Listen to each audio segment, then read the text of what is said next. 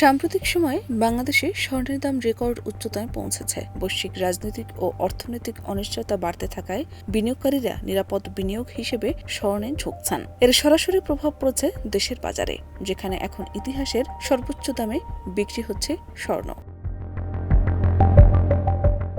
23 ফেব্রুয়ারি ফের স্বর্ণের দাম বাড়ানোর ঘোষণা দেয় বাংলাদেশ জুয়েলার্স অ্যাসোসিয়েশন। এবার ভরিতে 2216 টাকা বাড়ানো হয়েছে। নতুন দাম অনুযায়ী প্রতি ভরি 22 ক্যারেট স্বর্ণের মূল্য দাঁড়িয়েছে 2,61,040 টাকা, যা দেশের বাজারে সর্বোচ্চ। 21 ক্যারেটের প্রতি ভরি 2,49,143 টাকা, 18 ক্যারেটের 2,13,568 টাকা এবং সনাতন পদ্ধতির স্বর্ণের দাম 1,74,785 টাকা নির্ধারণ করা হয়েছে। সবশেষ 2 দফায় মোট বেড়েছে 5,482 টাকা।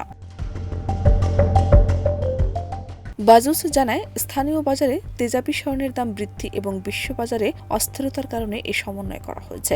বিশেষজ্ঞরা বলছেন, বিভিন্ন দেশের কেন্দ্রীয় ব্যাংক স্বর্ণ কিনছে এবং যুক্তরাষ্ট্র নির্ভর রিজার্ভ ঝুঁকি এড়াতে অনেক দেশ স্বর্ণকে নিরাপদ সম্পদ হিসেবে দেখছে। পাচার রোধ ও ব্যবসায়ীদের ক্ষতি ঠেকাতেও আন্তর্জাতিক বাজারের সঙ্গে সামঞ্জস্য রেখে দেশের দাম সমন্বয় করা হয়। চলতি বছর পৌনে 2 মাসে অন্তত 32 বার স্বর্ণের দাম সমন্বয় হয়েছে। এর মধ্যে 20 বারই বেড়েছে। শাহনাজ পারভীন, দেশ রূপান্তর।